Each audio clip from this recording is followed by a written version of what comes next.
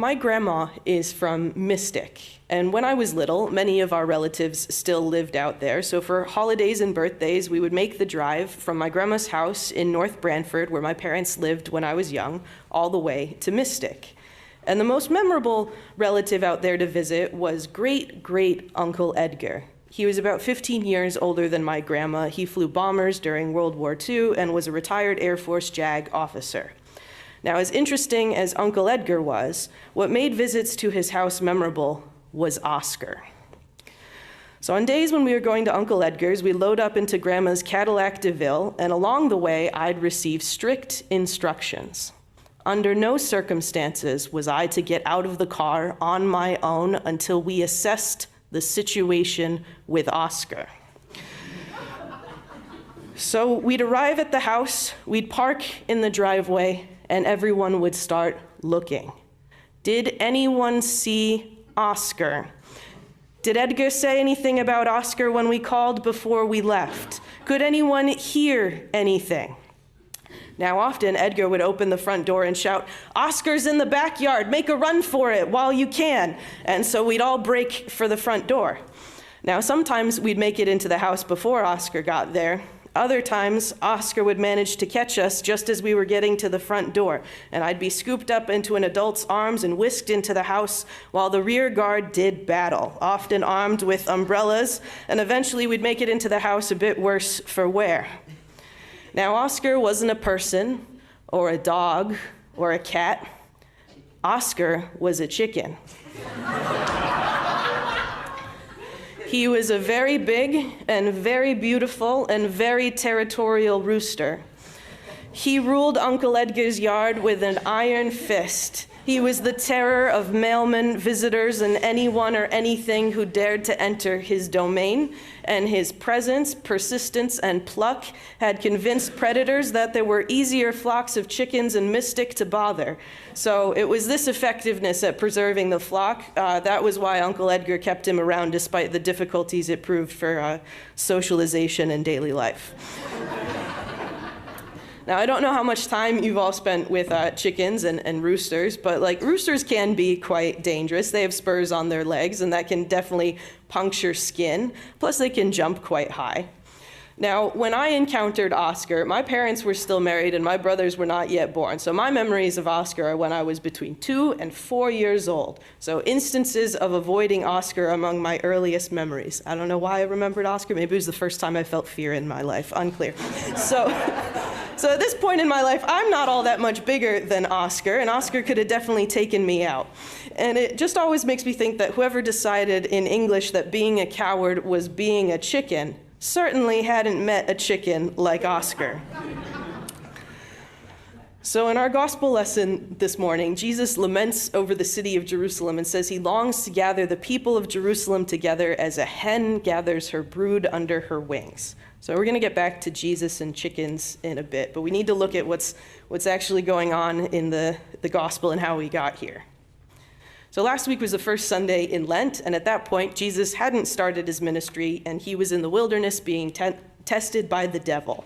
So that's chapter 4 of Luke. We've now jumped forward in time all the way to chapter 13, and at this point, Jesus has done a lot of preaching and teaching and healing. He's already told the disciples he's going to suffer and die in Jerusalem. He's gone up on the mountain with James, John, and Peter and been transfigured before them. And at this point, he's set his face towards Jerusalem, and Luke arranges this whole stretch of narrative like one long road trip. So as Jesus is heading to Jerusalem, he's doing more preaching and teaching and healing, but this time the show is on the road. But as he's going along, he's stopped by some Pharisees who tell Jesus that Herod wants to kill him, and therefore Jesus shouldn't continue on. Now, there's some debate as to whether the Pharisees here are being helpful or trying to trick Jesus away from doing what he's got to do. And I'm in the camp of saying that the Pharisees here are trying to be helpful. Jesus in Luke actually dines with Pharisees 3 times, and the relationship between Jesus and the Pharisees in Luke isn't as heated as it is in Matthew. So Jesus is warned that Herod wants to kill him. Now, this isn't the same Herod as when Jesus is born. That guy was Herod the Great. This is his son, Herod Antipas, who is also a terrible person. So very plausible, he wants to kill Jesus. He also takes out John the Baptist. Now, when I was a child and I heard the name Herod Antipas in church, I heard it as Herod Antipast, like antipasto. And so I remember like thinking in church, like, did he just have like really good snacks? And that's why that's his name? But I've looked that up for you, so you don't have to worry about that. And that Antipas is just his name, and Herod is the dynastic name. So he didn't have really good snacks, or at least that's not what he's remembered for. So anyway, Jesus is warned that his life is threatened, and he responds by calling Herod a fox. And essentially, Jesus says, Jesus is unconcerned. Jesus is going to keep on keeping on.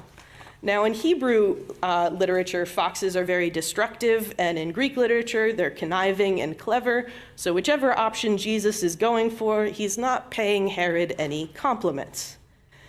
Now, after this, Jesus shifts to lamenting over the city of Jerusalem, and he'll do this again when he enters the city on Palm Sunday.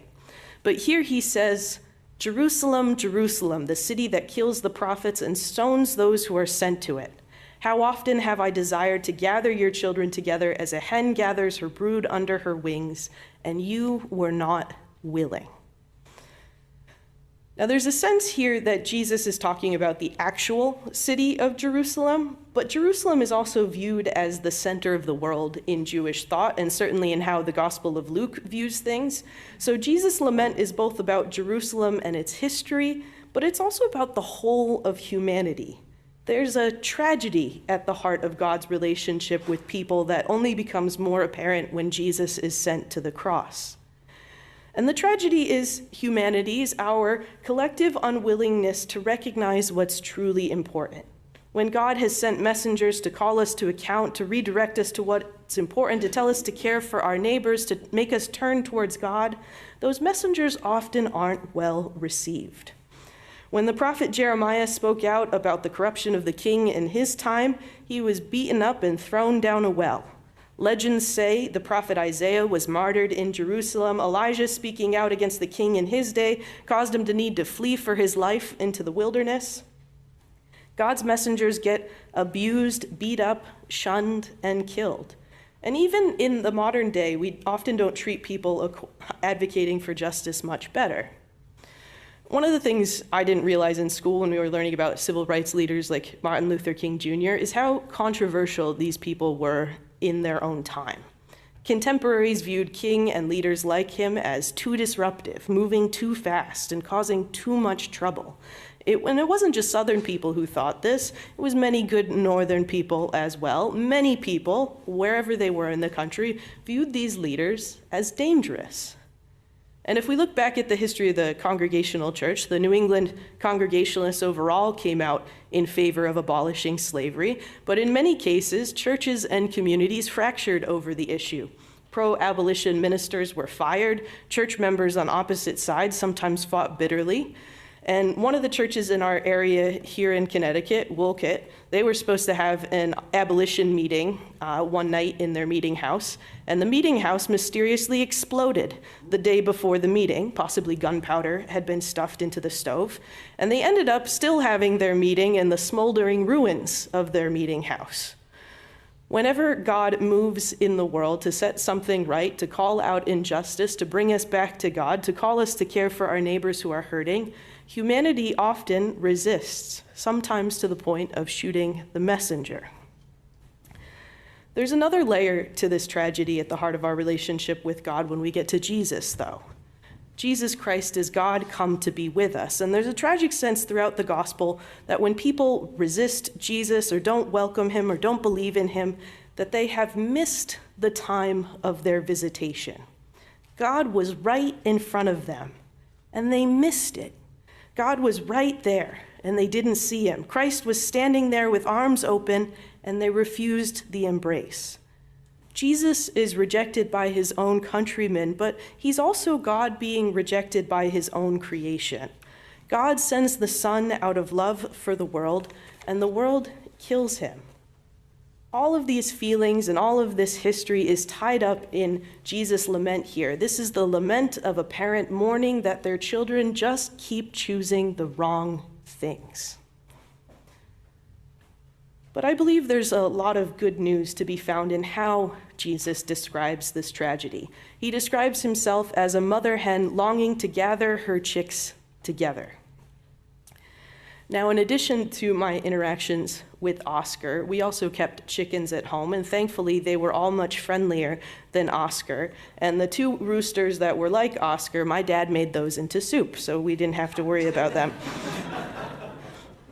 But growing up, I saw many mother hens with chicks trailing behind them, and there's a special clucking sound the hens would make to call all the chicks to her, and they'd all come running and hide under her wings. And the cutest thing was when you'd see the little beaks and eyes peek out from between the feathers as they checked to see whether the coast was clear.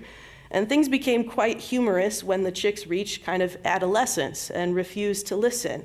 And you could watch the poor hen desperately trying to wrestle unwilling and quite large chicks under her wings, or sometimes chasing them down. While chickens are definitely not the smartest of God's creatures, I have seen a mother hen sacrifice herself to a fox to save her chicks, and there's something incredibly tender in thinking of God as a mother hen trying to gather us all together, perhaps more often the mother hen of those larger chicks desperately chasing us down. That's the care God has for us. Now, this is the only time God is described as a chicken, but in the Old Testament, there are multiple descriptions of God as a mother eagle caring for her young. So God as a loving, caring, nurturing, and protective mother is a recurring theme throughout all of Scripture. And there's a sense that despite what we do or how we disappoint God, God is still waiting for us with wings spread wide. God's hope for us never runs out. So all of this thinking about God as a mother bird of sorts has me thinking about a poem by Emily Dickinson. And the first line of the poem is, "Hope is the thing with feathers." Now in the poem, I know Dickinson is talking about hope in general, and I'm going to read you the poem, but I invite you to think about the hope here described as kind of God's hope for us shown through all these persistent mother hens and eagles. Hope is the thing with feathers that perches in the soul and sings the tune without the words and never stops at all. And sweetest in the gale is heard, and sore must be the storm that could abash the little bird that kept so many warm. I heard it in the chillest land and on the strangest sea, yet never in extremity it asked a crumb of me.